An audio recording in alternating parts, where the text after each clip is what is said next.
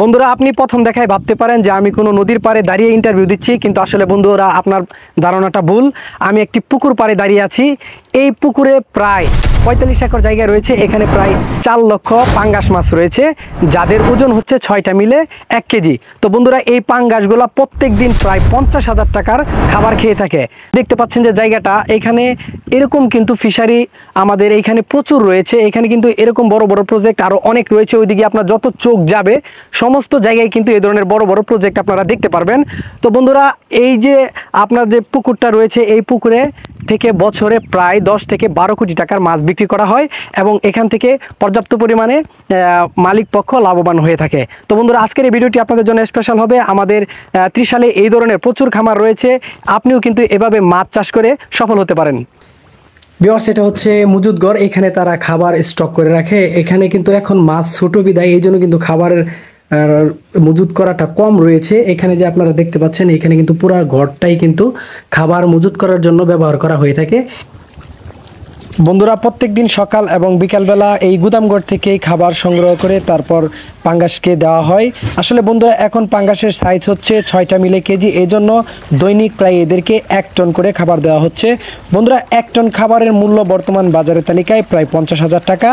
বন্ধুরা আসলে এদেরকে যখন এরা বড় হবে, এদেরকে খাবারের পরিমাণ দৈনিক বাড়ানো হবে। এটা আসলে শেষ পর্যন্ত যে 2 থেকে 2.5 লক্ষ টাকা হয়ে থাকে।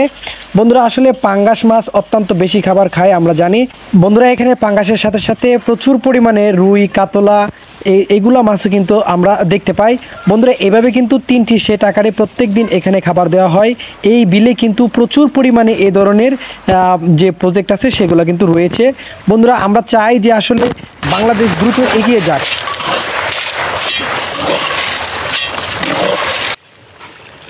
বন্ধুরা আমরা জানি ময়মনসিংহ বিভাগ মৎস্য উৎপাদনে বরাবরই প্রথম স্থান অধিকার করে, আর সেই প্রথম স্থানের সিংহভাগ মাছ কিন্তু এই ত্রিশাল উপজেলা থেকে উৎপাদিত হয়ে থাকে।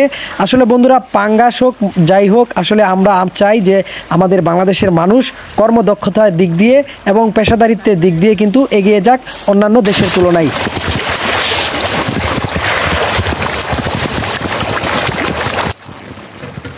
বন্ধুরা আপনিও কিন্তু এভাবে মাছ চাষ করে এগিয়ে যেতে পারেন আপনার সাফল্যের সর্বোচ্চ চূড়ায় এবং হয়ে যেতে পারেন বর্তমান যুব সমাজের আইকন। এভাবে আপনি নিজে উদ্যোক্তা হয়ে আরও 8-10 জনের কর্মসংস্থানের ব্যবস্থা করতে পারেন। বন্ধুরা এই মাছদেরকে প্রায় প্রত্যেকদিন 50,000 টাকার খাবার খাওয়ানো হয়। এদের ওজন কিন্তু এখন ছোট 6টা মিলে কেজি।